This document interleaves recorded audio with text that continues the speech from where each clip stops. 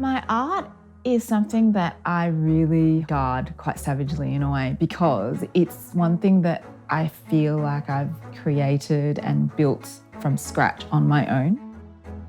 With the TV thing, I'm healthily pessimistic about it because it just happened so quickly, and as much as I work super hard in that industry, with my art, because I built that from scratch and I really had to find my way there on my own, it's very special to me. And I feel like over anything that I do, I feel most comfortable in my own skin, and it gives me a great sense of purpose and belonging in the world.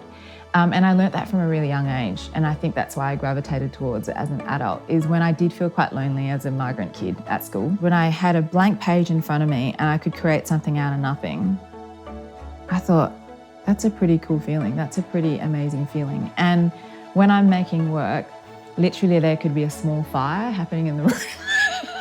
And I just go, I'll just deal with that later. So I know it is a form of meditation.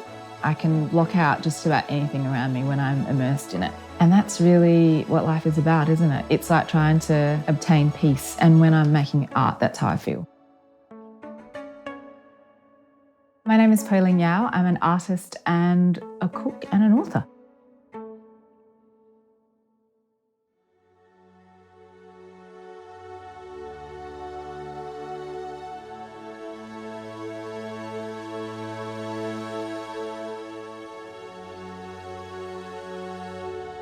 My work centres primarily around the girl.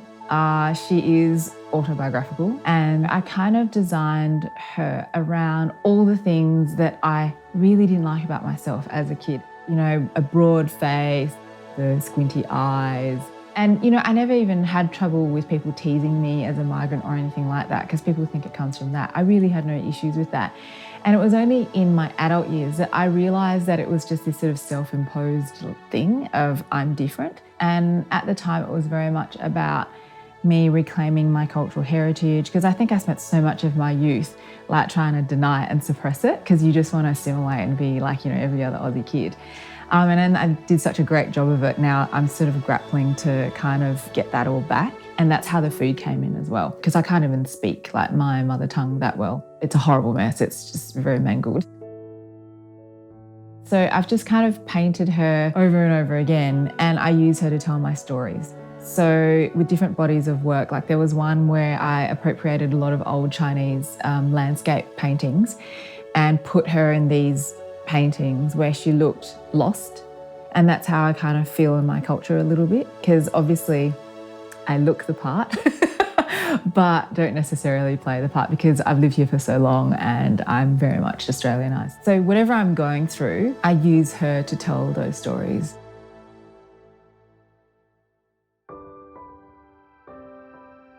It's funny, people often walk past me in the street and they say things like, oh, living the dream, living the dream.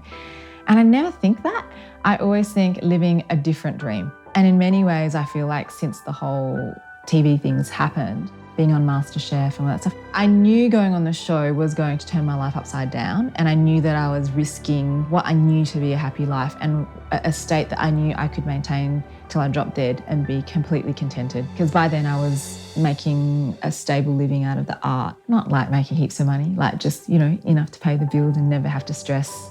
But it was such a simple life. I'd make things that I enjoyed making, deliver it to the gallery, I had no one to answer to, would roll out of bed at the crack of noon, play with the dogs, make a cup of coffee, walk down to the shop to buy some soap. It's really cruisy life. And then paint till 5 in the morning. I'm a real night owl. But now it's so frenetic. I've got you know, producers and publicists and people wanting to have a say in how I look or how I present myself. It's just this constant fight to actually be authentic. People love to think that they know you and like you for who you are, but then they want to still change you. And the freneticness of it all, it just doesn't suit my personality at all. I get anxious quite a lot. I'm naturally an introvert. So I do use my art as a kind of retreat from all the things that I do. And I know that when I have art, all of those things just fall into place. I'm able to think with a lot more clarity.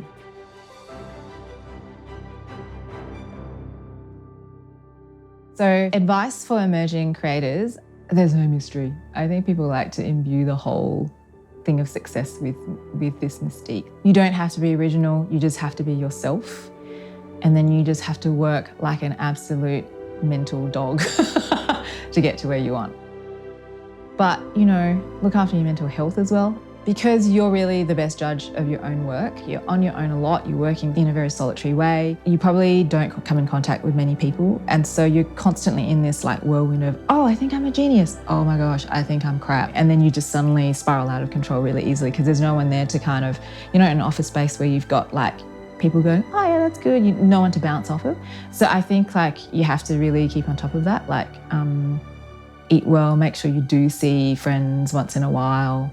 You know, just have that one social outing a week. I think it's really healthy to like, yeah, remember those types of things.